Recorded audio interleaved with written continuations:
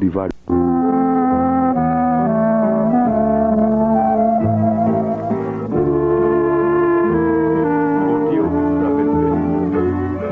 Entre os que se foram no mês passado, de agosto, foi também um grande brasileiro e um príncipe da igreja, Dom Helder Câmara. Abriremos com muita satisfação o programa de hoje, lendo uma página publicada no jornalzinho O Antônio. Esse jornal é da paróquia do Espírito Santo. E com permissão do seu guardião, nosso amigo Frei José Haren, leio aqui a poesia de Dom Helder Câmara, publicado naquele jornalzinho. Ela tem o título de Envelhecer Velhos Vinhos. Diz o Dom Helder Câmara: agora que a velhice começa, preciso aprender com o vinho, a melhorar envelhecendo e, sobretudo, a escapar do perigo terrível de, envelhecendo, virar vinagre. É tão importante saber envelhecer, saber descobrir o encanto de cada idade. Sem dúvida, há limitações que a velhice traz, mas feliz de quem envelhece como frutas que amadurecem sem travo.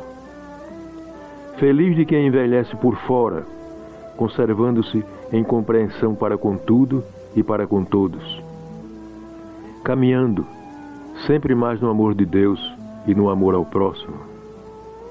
Quem conserva acesa a sua chama, quem mantém entusiasmo pelo que faz, quem sente razões para viver, pode ter o rosto cheio de rugas e a cabeça toda branca, mas é jovem.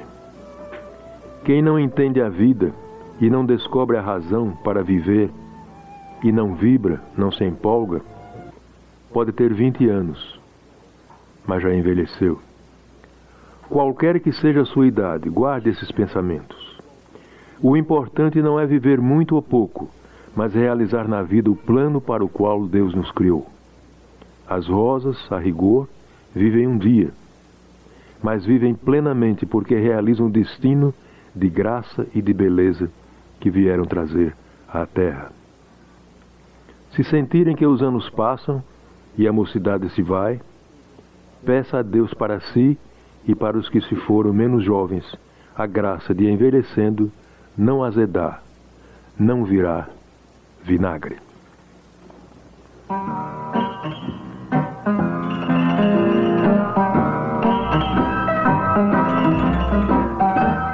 Vocês sabem que o jogo do bicho foi inventado pelo Barão de Drummond em 1888.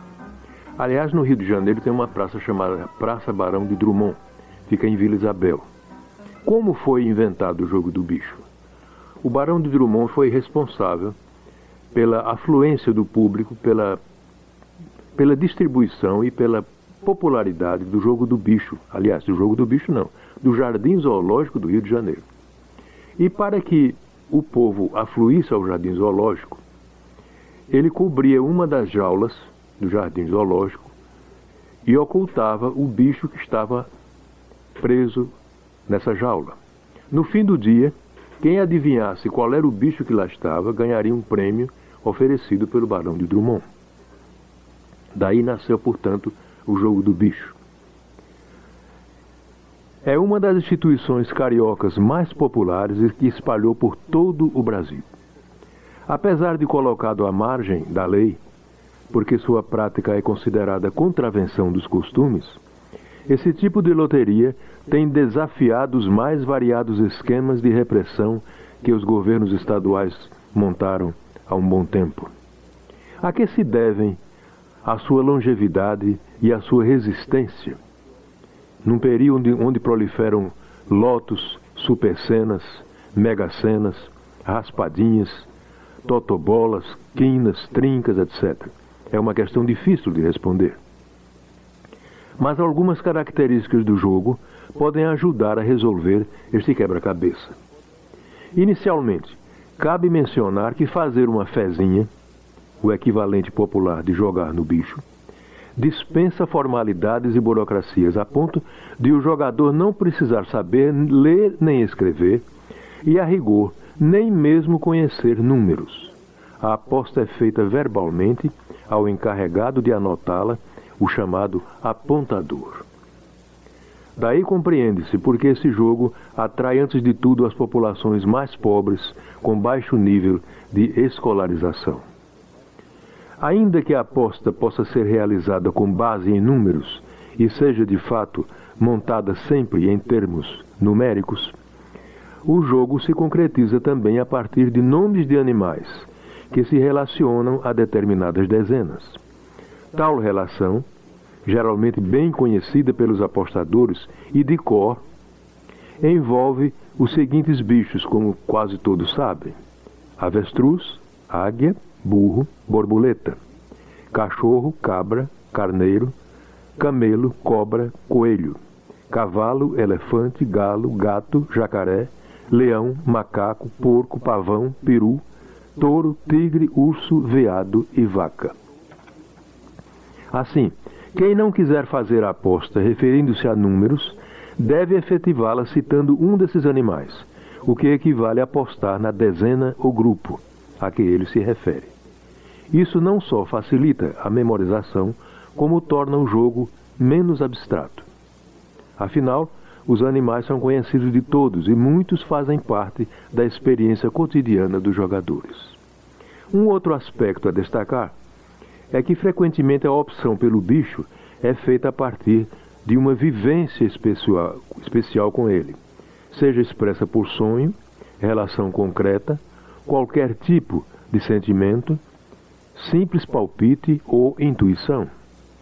Essa valorização daquilo que decorre de uma experiência interior, única e individualizada, e o respeito que ela suscita por parte do apontador, de outros apostadores e dos simpatizantes do jogo em geral, acaba contaminando o próprio ego de quem fez a fezinha.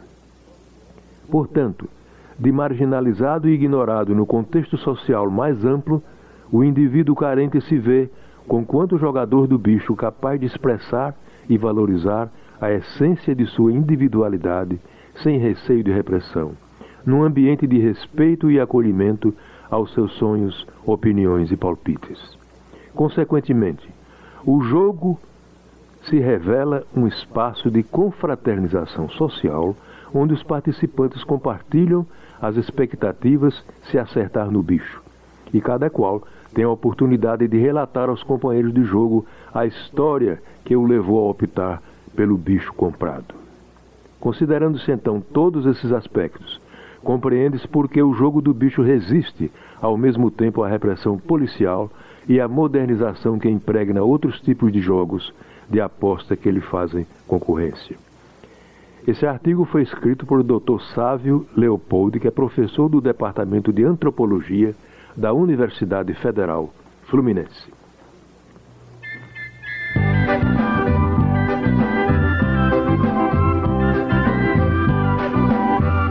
A pergunta do programa de hoje. Em 1935, fomos brindados com um grande filme de Walt Disney. Esse filme se chamava Branca de Neve e os Sete Anões. A pergunta de hoje: como se chamava os 7 anões de Branca de Neve? Diremos a resposta correta no fim deste programa. O que é o orvalho? A maioria de nós pensa que o orvalho é um simples fenômeno da natureza, facilmente explicável, mas não é. Existem desentendimentos a respeito da causa científica do orvalho, apesar de tanto haver sido escrito a respeito. Desde os tempos de Aristóteles até cerca de 200 anos passados apenas, acreditava-se que o orvalho caía das nuvens, tal como a chuva. Mas o orvalho não cai, absolutamente. O tipo mais comum de orvalho, esse que vemos sobre as folhas das plantas, não é o orvalho. Para se compreender o que é o verdadeiro orvalho, devemos, em primeiro lugar, observar as propriedades do ar que nos cerca. O ar contém uma certa quantidade de umidade. O ar quente pode suportar maior quantidade de vapor d'água do que o ar frio. Quando o ar entra em contato com uma superfície fria, parte desse ar se condensa e uma parte de sua umidade é depositada sobre a superfície fria em forma de pequenas gotas. Isto é o orvalho. Mas a temperatura da superfície fria, entretanto, deve atingir um ponto ideal para que o orvalho se forme. É o ponto chamado ponto de orvalho. Por exemplo, se você colocar água em um copo ou numa vasilha de metal, o orvalho não se formará na superfície. Se você colocar gelo na água, o orvalho também não se formará até que a temperatura da vasilha haja alcançado o valor ideal. É como se forma o orvalho na natureza. Do mesmo modo, é imprescindível que haja umidade no ar, que deverá entrar em contato com uma superfície fria. O orvalho nunca se formará nas calçadas ou sobre o solo, porque ainda estará retendo sua umidade depois dos primeiros raios do sol. Então, por que se diz que o orvalho que vemos nas plantas não é, de fato, o orvalho? A razão disto é que grande parte da umidade que vemos sobre as folhas provém exatamente da própria planta, através dos seus poros. É apenas uma continuação do processo de alimentação das folhas com a umidade extraída do solo. Esse processo se inicia durante o dia e se prolonga até os primeiros momentos da manhã.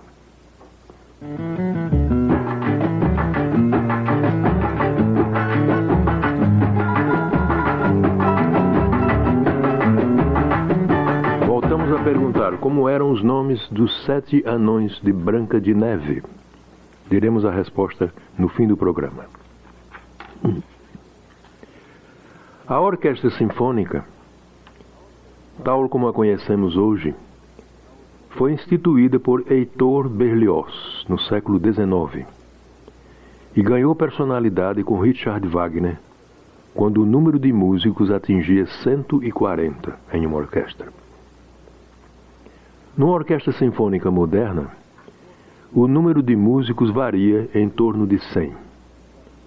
Geralmente, ela se compõe dos seguintes instrumentos: 4 flautas, das quais uma ou duas podem alternar-se com flautins, 4 óboés, um dos quais, se preciso, alterna-se com a corneta inglesa, 4 clarinetas, alternando-se uma, se preciso, com o saxofone, 4 fagotes, um contrafagote, 6 a 8 trompas, 3 trombones, uma tuba, de 2 a 4 tímpanos e mais 2 ou 3 músicos para os outros instrumentos de percussão, que são os sinos, o triângulo, com campanas, pratos, gongos e tambores. 2 harpas, 32 violinos, sendo 16 primeiros violinos e 16 segundos violinos. 12 violas, de 10 a 12 violoncelos, de 8 a 10 contrabaixos. A distribuição dos instrumentos a partir dessa estrutura básica pode variar de acordo com o método empregado pelo regente da orquestra, que dispõe os diversos grupos a seu critério. Mas a disposição é quase sempre a mesma. Os músicos foram colocados numa espécie de semicírculo, que se eleva gradativamente a partir do centro, isto é, o tablado onde se encontra o regente. Este é o centro da orquestra.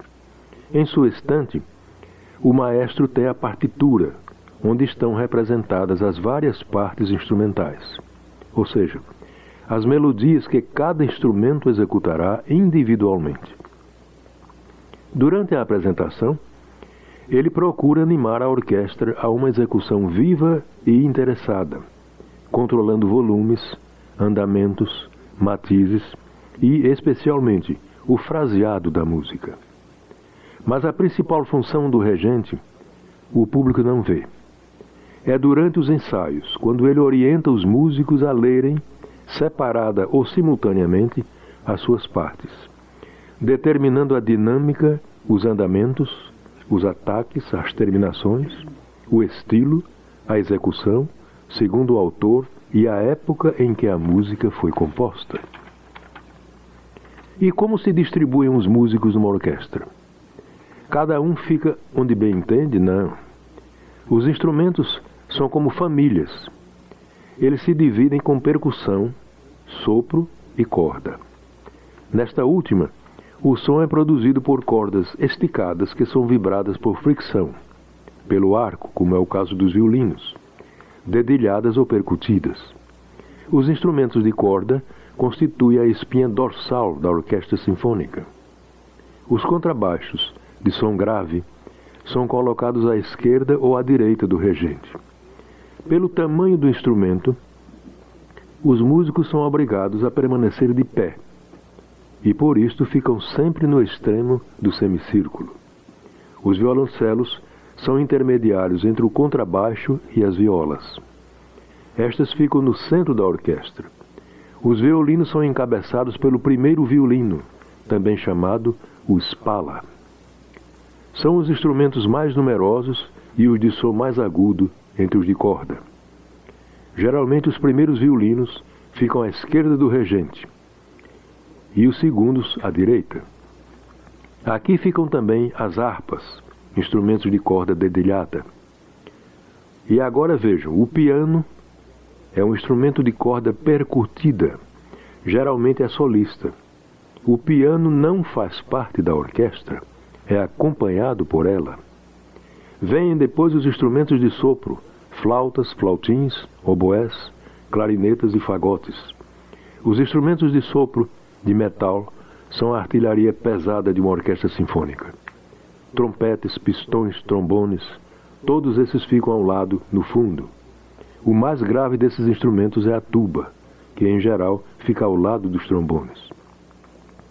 Mas o que há de mais belo numa orquestra sinfônica é a disciplina.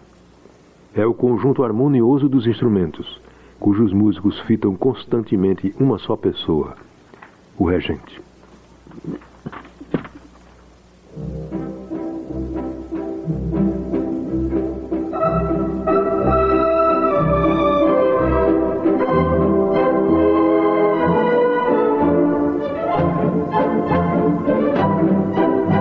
CYJ 920, Rádio Aperipê AM, 630 kHz, emissora do governo de Sergipe, a pioneira na mídia eletrônica, desde 1939, nos lares dos sergipanos.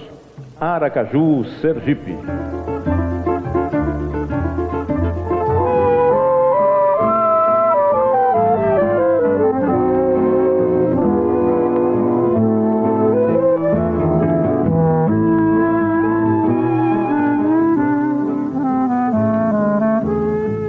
Como se chamavam os 7 anões de Branca de Neve? Teremos a resposta no fim deste programa. Como foram descobertos os raios-x? Nas doenças da pele, é relativamente fácil para o médico descobrir a natureza da lesão. Mas no interior do corpo, o problema se torna bem mais difícil. Hoje estamos na era dos grandes avanços da medicina, graças a Deus. E o famoso raio-x vai se tornando cada vez mais uma coisa do passado. Entretanto, quando ele foi descoberto, foi uma verdadeira maravilha. Como se deu isto? Vamos contar aqui. Em 1896, o professor Röntgen anunciou que algumas chapas fotográficas guardadas numa gaveta tinham ficado manchadas. Logo descobriu que o fato era devido a uma corrente de eletrônios emanada de um tubo de Crookes. Este foi o precursor das modernas válvulas de raios catódicos. Esse tubo se encontrava nas proximidades das chapas, na gaveta. Quando o físico fez uma corrente elétrica atravessar um gás nesse tubo, observou que uma tela, quimicamente coberta, situada no aposento, emitia uma luz fluorescente, pois a corrente de partículas da extremidade negativa do tubo produzia uma misteriosa espécie de radiação. Descobriu Röntgen que esses raios atravessavam uma folha de papel preto e até mesmo a porta da sala. Como estão na parte ultravioleta do espectro, muito além da luz visível ordinária, e ainda por outras razões, o físico duvidou que fossem raios luminosos e os chamou de raios X, que na linguagem matemática e física significam aquilo que nos é desconhecido. Hoje sabemos que os raios X são raios luminosos de ondas curtas, que podem ser produzidos por muitas substâncias. Embora durante muitos e muitos anos a ciência continuasse ignorando a natureza dos raios X, o seu notável poder de penetração trouxe inestimáveis benefícios para a humanidade. Quando se coloca a mão entre um tubo de raios X e uma chapa fotográfica, os ossos absorvem mais os raios do que o resto da mão. Assim, os restos da mão aparecem como sombra negra na chapa e os ossos aparecem claros.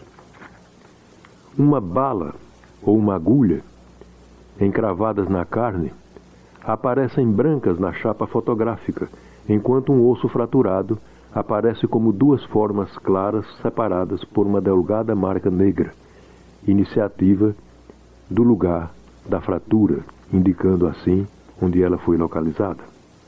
Mas restou o problema de tirar fotografias dos órgãos não opacos, tais como os intestinos, por onde passa o alimento.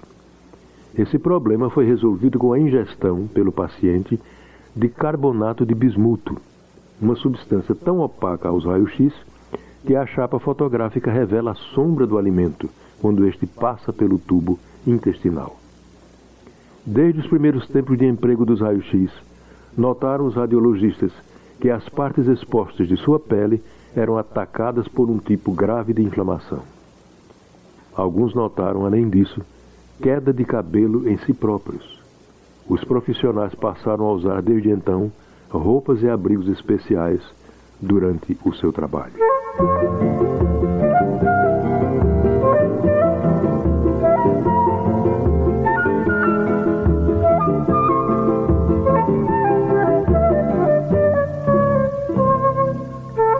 Você sabia que a famosa Marselhesa, o hino da França, foi composto no dia 25 de abril de 1792 por um capitão de engenharia francês? O nome dele era Cláudio José Roger de Lisle. Recebeu o nome de Canto de Guerra do Exército do Reno, em homenagem à França, que acabava de declarar guerra à Áustria. Mais tarde, no dia 12 de dezembro daquele ano, o hino chegou com grande entusiasmo à cidade de Marsella, onde o povo, entre vivas demonstrações de patriotismo, rebatizou-o com o nome de Marsella. Ele foi chamado a Canção de Marsella, La Chanson de Marseille. Os batalhões confederados marselheses levaram o hino a Paris. Por iniciativa do ministro da Guerra da França, a Marselhesa foi oficialmente estabelecida em 1887. Thomas Alva Edison foi considerado um dos maiores gênios técnicos de todas as épocas. Ao morrer, no dia 18 de outubro de 1931, deixou no registro de patentes cerca de 1.200 inventos, destacando-se o telégrafo duplex, que permite fazer passar simultaneamente pelo mesmo fio duas mensagens em sentido inverso.